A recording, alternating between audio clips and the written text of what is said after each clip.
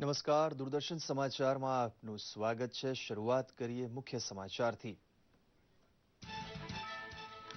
મોદી સરકાર માટે માર્ગદર્શક મંત્ર તરીકે વિકાસ અને સુશાસન હોવાનું કહે છે કેન્દ્રીય મંત્રી વેંકૈયા નાયડુ। એફોર્ડેબલ હાઉસિંગ ક્ષેત્રના 250 પ્રોજેક્ટનું મંગળાચરણ કરાવવા માટે ગાંધીનગર પહોંચ્યા શહેરી વિકાસ મંત્રી।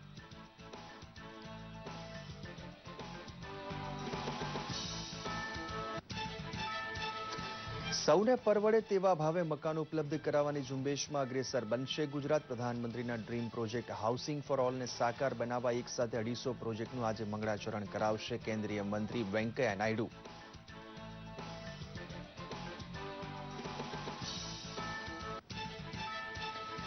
કેન્દ્રીય મંત્રી વેંકૈયા નાયડુએ કહ્યું, ભાજપની મહેનતને પ્રતાપે ગુજરાતનો બેનમૂન વિકાસ થયો હોવાના પુરાવા રૂપે દરેક ચૂંટણીમાં કમળને મળે છે જનતાના આશીર્વાદ। સાચી મહેનત અને લગનની નોંધ જનતા લેતી હોવાનું કહે છે વેંકૈયા નાયડુ। પ્રધાનમંત્રી આવાસ યોજના હેઠળ દરેક પરિવારને તેની આર્થિક ક્ષમતા પ્રમાણે ઘર મળી રહે તેની વ્યવસ્થા ગોઠવી રહી છે મોદી સરકાર। બેંક, બાંધકામ ઉદ્યોગ અને રાજ્ય સરકારને સાથે રાખી વર્ષ 2022 સુધીમાં એફોર્ડેબલ હાઉસિંગ મિશનને સાર્થક સફળતા અપાવશે પ્રધાનમંત્રી।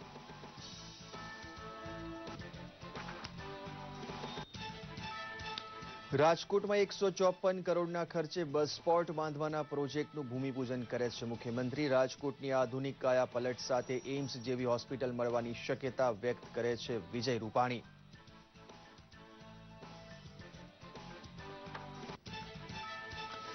કચ્છના અખાતમાં માછીમારી કરતી ગુજરાતની 13 બોટ અને 65 માછીમારોને પાકિસ્તાન મરીન સિક્યુરિટી એજન્સી ઉપાડી ગઈ હોવાની વાત બહાર આવી। મધદરિયે પાકિસ્તાનની કાર્યવાહીમાં બચી ગયેલી બોટ કાંઠે પહોંચી વાત કરે ત્યારે સાચો આંકડો બહાર આવશે। સમાચાર વિગતવાર જોઈએ તે પહેલા ગાંધીનગર ખાતેના મહાત્મા મંદિર ખાતે જે કાર્યક્રમ ચાલી રહ્યો છે તેમાં મુખ્યમંત્રી ઉદ્બોધન કરી રહ્યા છે, તો આવો નિહાળીએ ત્યાંથી જીવંત પ્રસારણ। सरकार ने जिस तरीके से बूस्टिंग किया है तो उसमें ज्यादा से ज्यादा मकान आप लोग बनाइए। गवर्नमेंट आपके साथ है और हम सब लोग साथ में मिलकर जल्दी से जल्दी अच्छी तरह से जो कानून में भी तकलीफ है वो हम सब लोग आपके साथ उसमें से भी समाधान निकालेंगे और यानी कि एक अच्छा एटमॉस्फेयर में। और गुजरात डीएनए में हमारे डीएनए में बिजनेस है, तो गुजरात ऐसा वायुमंडल गुजरात में है कि अच्छे वायुमंडल में, और हम सब गुजराती व्यापारी भी है, तो कैसे व्यापार बढ़े और सबको सुविधा मिले उस दिशा में गुजरात जो पूरे डेवलपमेंट में रोल मॉडल है, तो बिल्डिंग मेकिंग में भी, बिल्डिंग डेवलपमेंट में भी, एफोर्डेबल हाउसिंग में भी गुजरात सबसे आगे रहे, ये हमारी भी इच्छा है। और आप सब लोगों को फिर से गुजरात में आप सबका स्वागत है और शुभकामनाएं देता हूं कि एफोर्डेबल हाउसिंग में आने वाले दिन में जल्दी से जल्दी ज्यादा से ज्यादा मकान बनाते हुए, स्कीम लॉन्च करते हुए सभी को ये सुविधा प्राप्त हो। और बिल्डिंग डेवलपमेंट में भी आप सभी लोगों को एक इंडस्ट्रीज का जो दर्जा मिला है उसमें आप बाकी इंडस्ट्रीज के साथ आपका भी ग्रोथ हो, ऐसी शुभकामना के साथ आप सभी लोगों को धन्यवाद देता हूं। રાષ્ટ્રપતિ પ્રણવ મુખર્જી ડિજિટલ ચૂકવણીને પ્રોત્સાહન આપવા માટે શરૂ કરવામાં આવેલી લકી ગ્રાહક યોજના અને ડિજિધન યોજનાનો મેગા ડ્રો આજે કરશે। રાષ્ટ્રપતિ ભવનમાં એક સમારોહનું આયોજન કરીને આ યોજનાનો મેગા ડ્રો હાથ ધરાશે। સરકારે વિમુદ્રીકરણ બાદ ડિજિટલ લેણદેણને ઝડપી બનાવવા ગત વર્ષે 25 ડિસેમ્બરે જનતા માટે લકી ગ્રાહક યોજના શરૂ કરી હતી।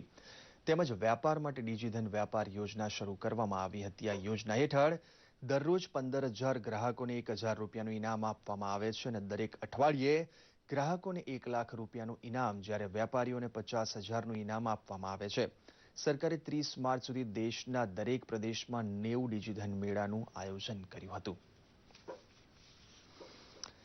નાની મોટી કમાણી ધરાવતો દરેક પરિવાર ઘરનું ઘર ખરીદવાનું સ્વપ્ન સાકાર કરી શકે તેવો અવસર સૌને ઉપલબ્ધ બને તેવો ડ્રીમ પ્રોજેક્ટ પ્રધાનમંત્રીએ શરૂ કરાવ્યો છે। દેશભરમાં અનેક સ્થળે એક સાથે 250 એફોર્ડેબલ હાઉસિંગ પ્રોજેક્ટ શરૂ કરવા માટે સહિયારું મંગળાચરણ ગાંધીનગરમાં યોજાઈ ગયું। પ્રસ્તુત છે એક રિપોર્ટ। તમામ દેશવાસીઓને પોસાય તેવા ભાવે ઘરનું ઘર આપવા માંગતા પ્રધાનમંત્રી મોદીનું સ્વપ્ન સાકાર કરવાની દિશામાં સૌથી નક્કર કદમ ગાંધીનગરમાં ભરાયું. ત્યારે એફોર્ડેબલ હાઉસિંગનું મહત્વ સૌને સમજાયું હતું.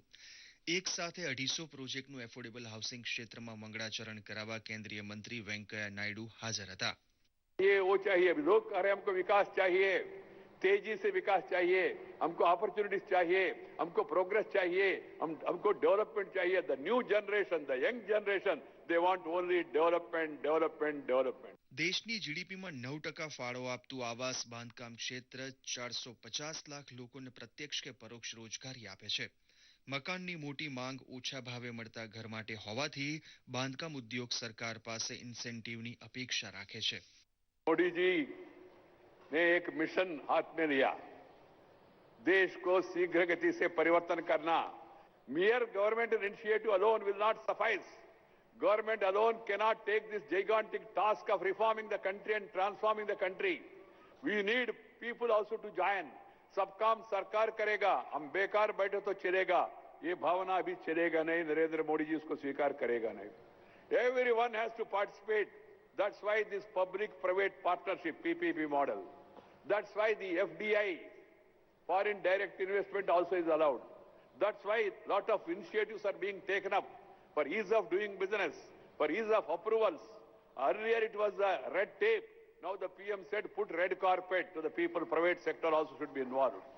ક્રેડાઈ એટલે confederation of real estate developers of ઇન્ડિયાના પ્રમુખ જક્ષય શાહે કહ્યું હતું કે રિયલ એસ્ટેટ રેગ્યુલેટરી ઓથોરિટી અને જીએસટીનું આગમન થતા બાંધકામ ઉદ્યોગોનો વિકાસ માટેની ગુંજાઈશ બહાર આવશે. Antyodaya, uplifting the poorest of the poor. That is the motto of this government.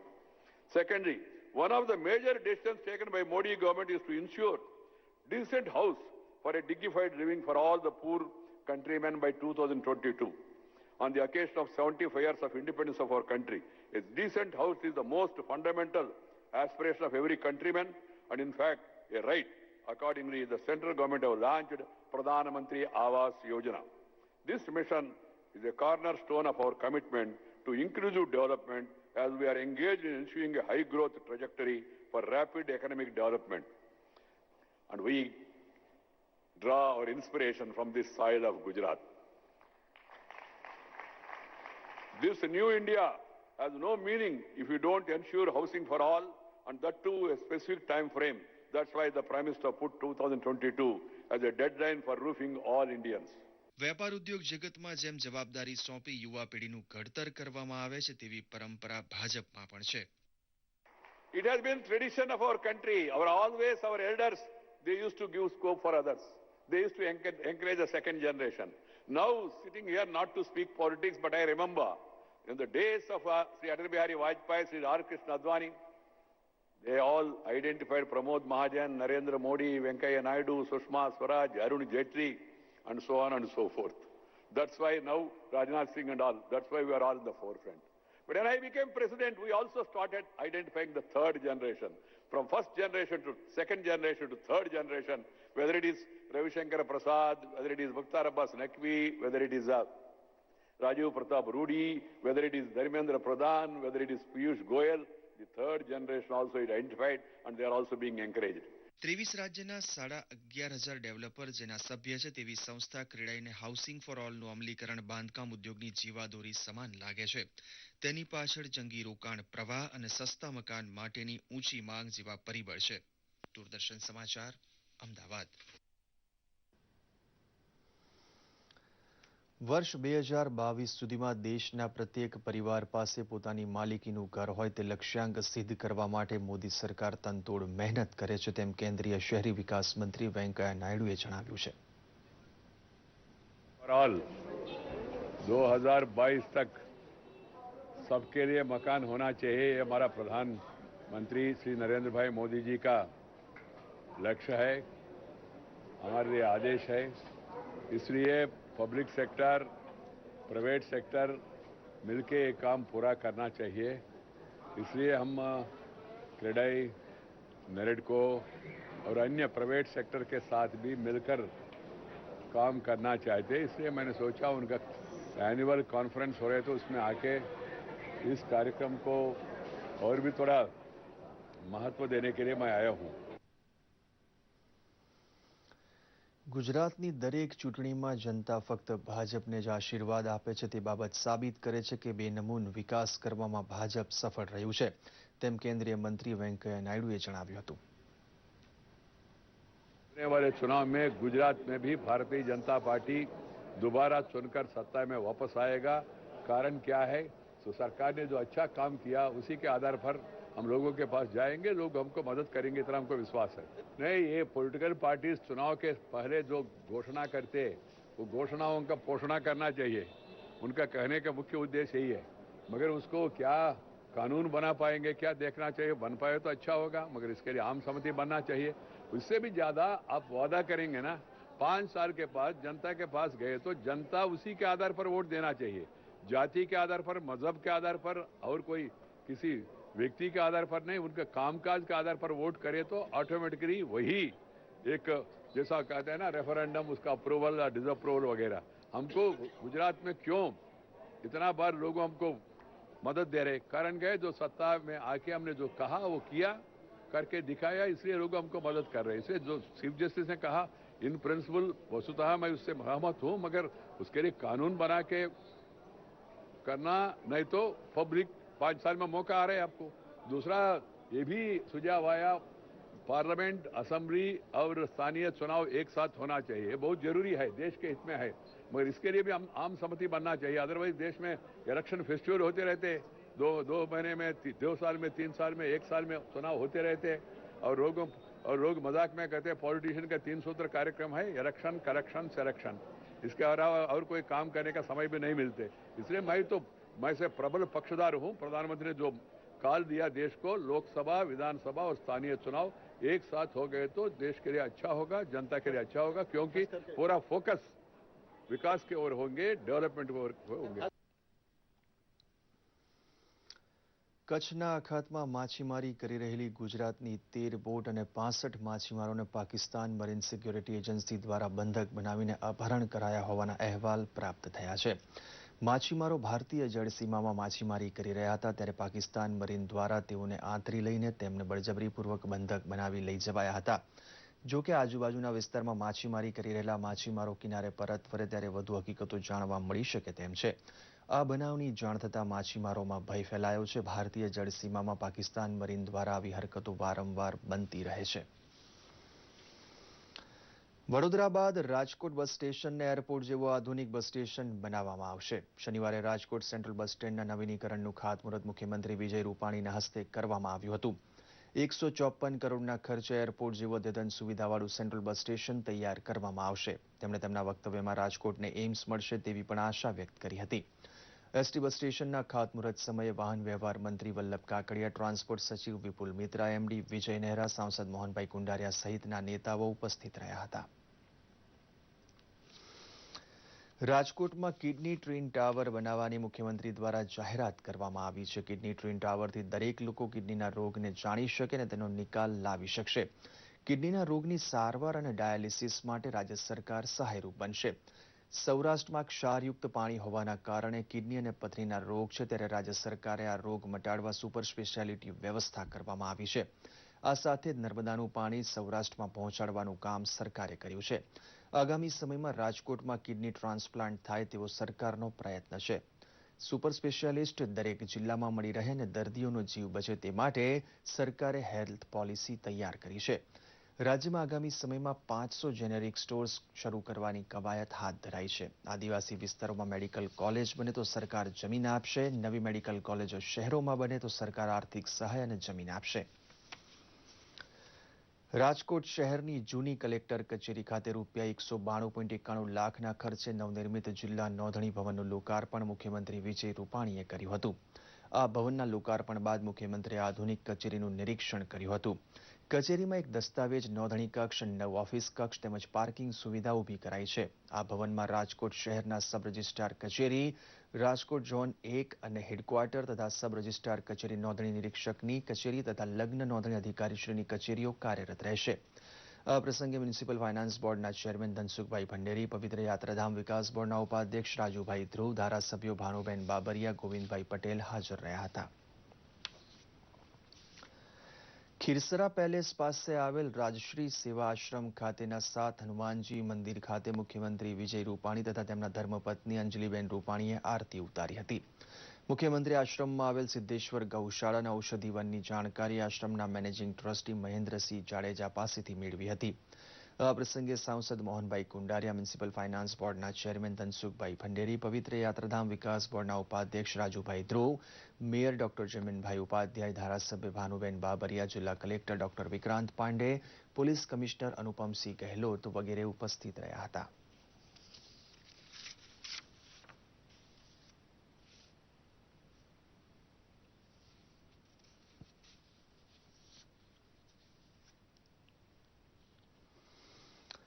વડોદરામાં ગુજરાત ભાજપના આદિજાતિ મોરચાના પદાધિકારીઓની બેઠક યોજાતા રાષ્ટ્રીય સ્તરે સંગઠનની જવાબદારી સંભાળતા વી સતીશ તથા આદિજાતિ વિકાસ રાજ્યમંત્રી જશવંતસિંહ ભાભોર હાજર રહ્યા હતા. ગુજરાત વિધાનસભાની આગામી ચૂંટણીમાં 150 બેઠકો ઉપર કેસરીઓ લહેરાવવાનો લક્ષ્યાંક પક્ષ પ્રમુખ અમિત શાહે આપ્યો હોવાથી વિજય પ્રાપ્ત કરવાની વ્યૂહરચના બેઠકવાર ઘડાવી શરૂ થઈ ગઈ છે. આદિવાસી સમાજના ઉત્થાન માટે ગંજાવર રકમની ફાળવણી વિવિધ યોજના હેઠળ મોદી સરકારે કરી છે, તેથી તેની માહિતી ખરા લાભાર્થી સુધી પહોંચાડવા માટે ભાજપ કાર્યકર કામે લાગી જાય તેવી અપેક્ષા આ બેઠકમાં રજૂ થઈ હતી. આજે મહાવીર જયંતિ છે. જૈન ધર્મના 24મા તીર્થંકરોમાં અંતિમ તીર્થંકર ભગવાન મહાવીરે અહિંસા અને માનવ પ્રેમનો સંદેશો આપ્યો છે. તેમના સત્ય અહિંસાનો સંદેશ કરુણામય સાદગીપૂર્ણ જીવન જીવવાની પ્રેરણા આપે છે. માનવ સમાજને અંધકારથી પ્રકાશ તરફ લાવનાર મહાપુરુષ ભગવાન મહાવીરનો જન્મ બિહારમાં લીચ્છી વંશમાં થયો હતો. જૈન શ્રદ્ધાળુઓ આ પાવન દિવસને મહાવીર જયંતિ રૂપે પરંપરાગત રીતે હર્ષોલ્લાસ અને શ્રદ્ધાપૂર્વક તેમજ ભક્તિભાવપૂર્વક ઉજવે છે. આ પ્રસંગે રાષ્ટ્રપતિ, ઉપરાષ્ટ્રપતિએ દેશવાસીઓને શુભકામના આપી છે. ધોરાજી સહિત ગુજરાતભરના જૈન સમાજ દ્વારા મહાવીર જયંતિની ભાવપૂર્વક ઉજવણીનું આયોજન કરવામાં આવ્યું છે.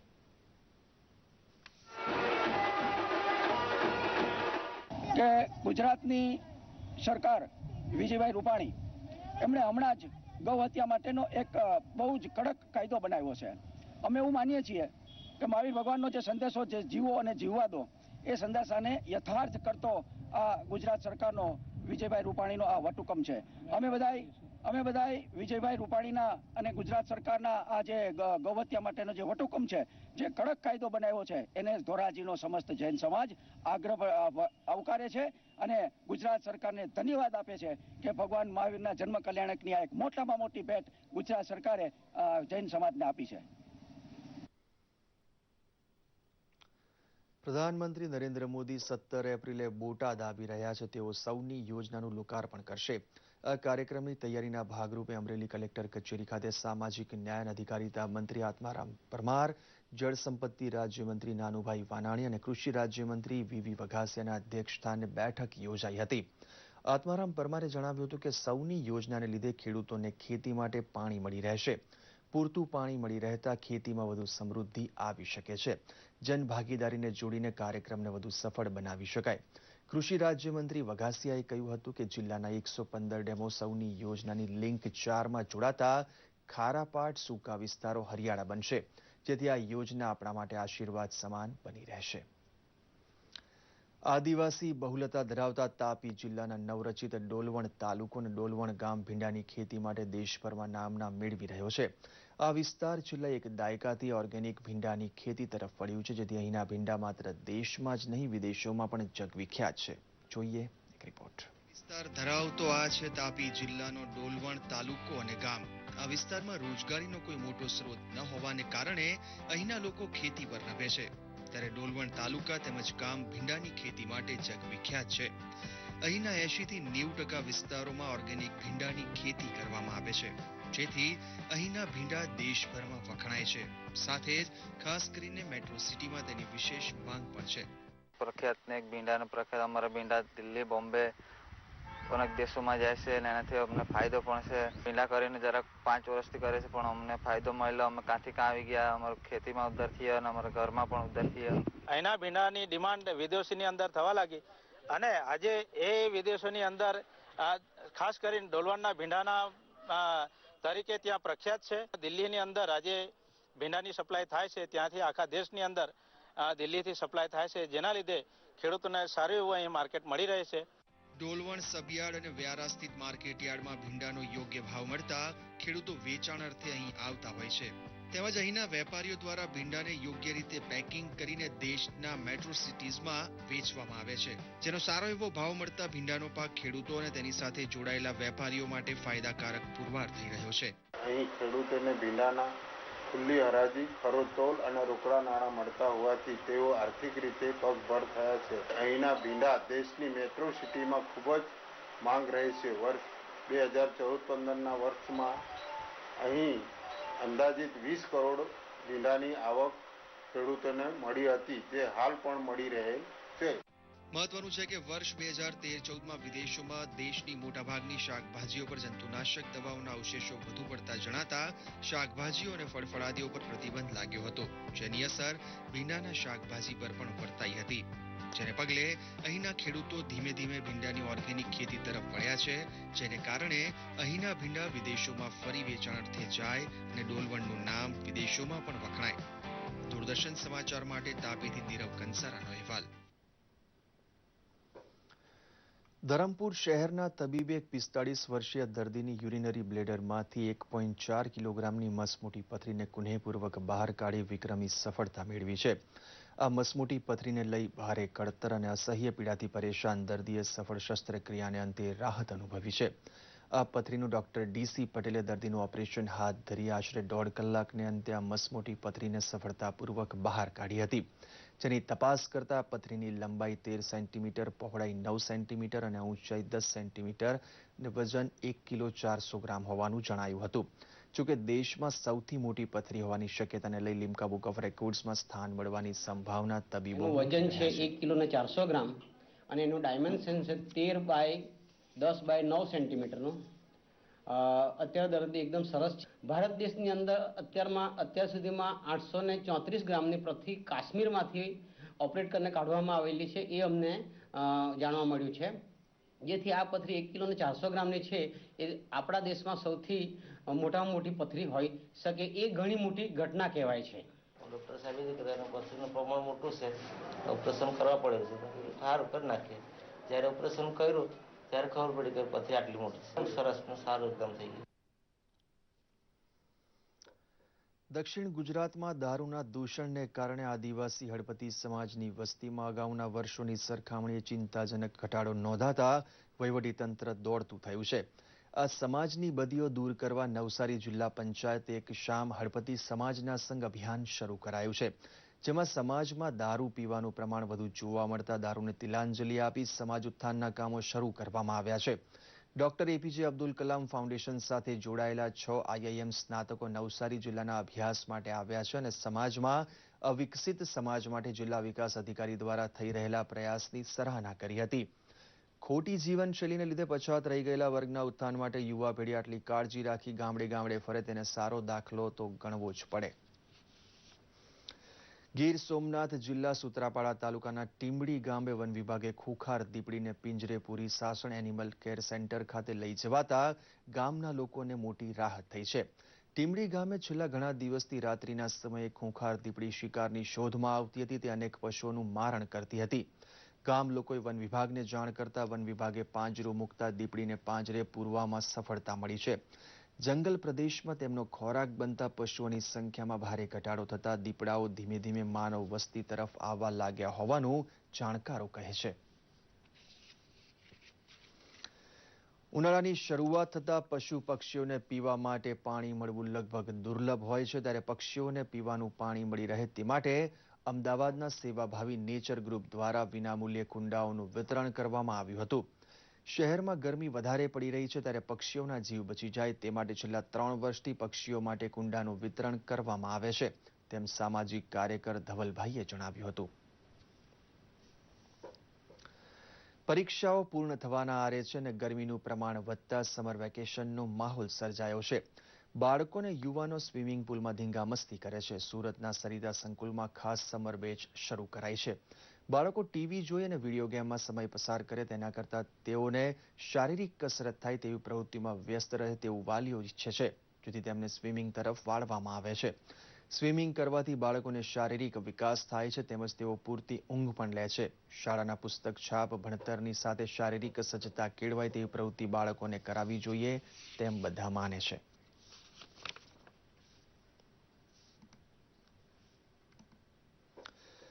કચ્છમાં છેલ્લા એક દાયકાથી શ્વેત ક્રાંતિ સર્જાઈ છે ત્યારે જિલ્લાના પ્રગતિશીલ ખેડૂત વેલજીભાઈ ભુંડિયાએ એક ડગલું આગળ વધીને એની ટાઈમ મિલ્ક મશીનનું વિકસાવ્યું છે.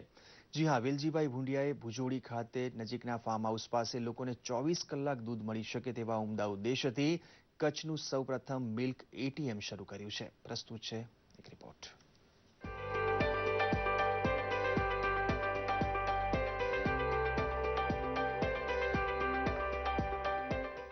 કચ્છમાં છેલ્લા એક દાયકાથી શ્વેત ક્રાંતિ સર્જાઈ છે ત્યારે જિલ્લાના પ્રગતિશીલ ખેડૂત વેલજીભાઈ ભુંડિયાએ એક ડગલું આગળ વધીને એની ટાઈમ મિલ્કનું મશીન વસાવ્યું છે.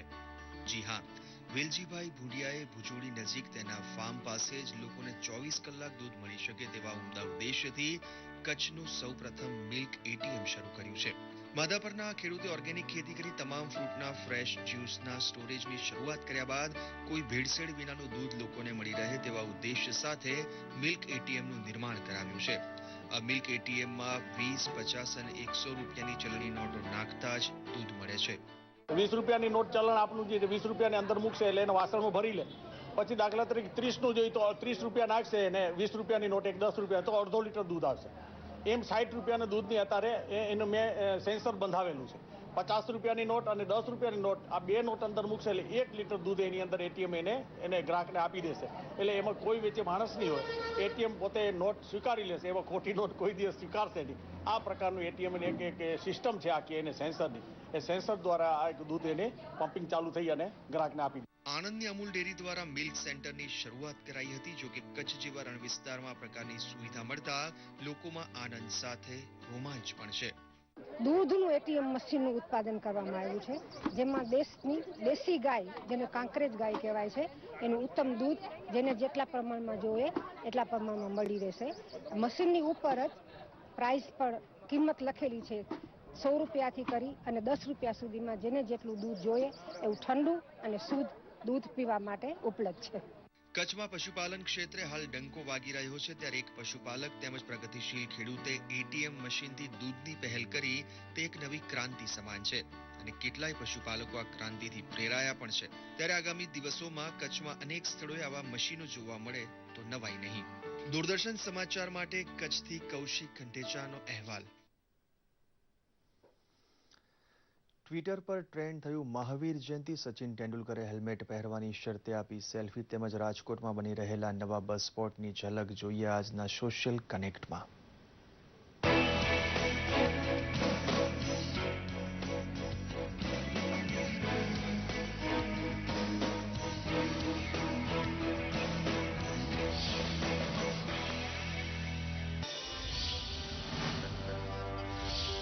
અહિંસા, અપરિગ્રહ અને શાંતિનો સંદેશ આપી સર્વાત્મા કલ્યાણની રાહ ચીંધનારા ભગવાન મહાવીરની જન્મજયંતિ નિમિત્તે આજે રાષ્ટ્રપતિ પ્રણવ મુખર્જી, પ્રધાનમંત્રી નરેન્દ્ર મોદી, ભાજપ રાષ્ટ્રીય અધ્યક્ષ અમિત શાહ, ગૃહમંત્રી રાજનાથ સિંહ, નાણામંત્રી અરુણ જેટલી, માહિતી પ્રસારણ મંત્રી એમ વેંકૈયા નાયડુ, સ્વાસ્થ્ય મંત્રી જગત પ્રકાશ નડ્ડા, કૃષિ મંત્રી રાધા મોહન સિંહ, સૂચના પ્રાદ્યોગિકી મંત્રી રવિશંકર પ્રસાદ તેમજ મંત્રીઓ મનસુખભાઈ માંડવિયા અને વિજય ગોયલે ટ્વીટ કરી શુભેચ્છા પાઠવી છે.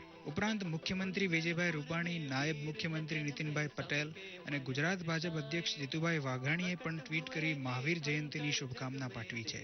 સાથે સાથે લાખો લોકોએ ભગવાન મહાવીરના સંદેશાઓને ટ્વિટર પર વહેતા કર્યા તો #મહાવીર જયંતિ ટ્રેન્ડ થયું છે.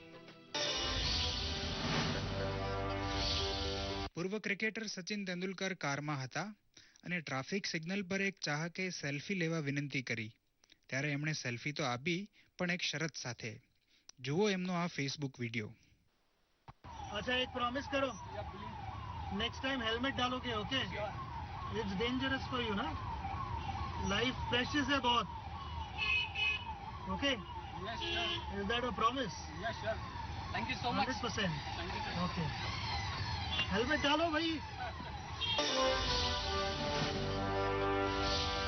રાજકોટના નવનિર્મિત બસ પોર્ટની ઝલક દર્શાવતો આ વિડીયો સીએમ ઓફિસ ગુજરાતની યુટ્યુબ ચેનલ પર પ્રસિદ્ધ કરવામાં આવ્યો છે. તત્કાલીન મુખ્યમંત્રી અને હાલના પ્રધાનમંત્રી શ્રી નરેન્દ્રભાઈ મોદીએ બસ સ્ટેન્ડને બસ પોર્ટ બનાવવાની હાકલ કરી અને વડોદરા, મકરપુરા, ગીતા મંદિર, રાણીપ, મહેસાણા અને અડાજણ એક પછી એક એમ 6 બસ પોર્ટનું નિર્માણ થયું.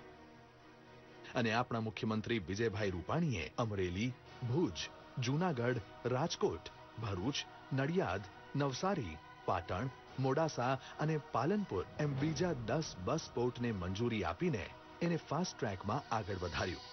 આખરે એ પણ આપણા રાજકોટના જ ને ઉપમુખ્યમંત્રી નીતિનભાઈના માર્ગદર્શન અને પરિવહન મંત્રી વલ્લભભાઈ કાકડિયાની પ્રતિબદ્ધતા સાથે ગુજરાત સ્ટેટ ટ્રાન્સપોર્ટ કોર્પોરેશને એક પછી એક કાર્યોને મિશન મોડ પર શરૂ કર્યા. પહેલા ભરૂચ અને હવે આપણું રાજકોટ. તો હવે થઈ જાઓ તૈયાર એરપોર્ટ જેવા બસ પોર્ટથી બસમાં ટેક ઓફ કરવા. કારણ કે હવે રાજકોટમાં પીપીપી ધોરણે 11,178 ચોરસ મીટરની વિશાળ જગ્યામાં બની રહ્યું છે એરપોર્ટ જેવી સુવિધાઓ વાળું બસ પોર્ટ. એટલે રંગીલા રાજકોટમાં હવે ઉમેરાશે એક નવો. દૂરદર્શન સમાચાર માટે સોશિયલ મીડિયા ડેસ્કથી ઋષિકુમાર પંડ્યાનો રિપોર્ટ. તો આ સાથે જ આ બુલેટિન સમાપ્ત કરીએ છીએ. નમસ્કાર.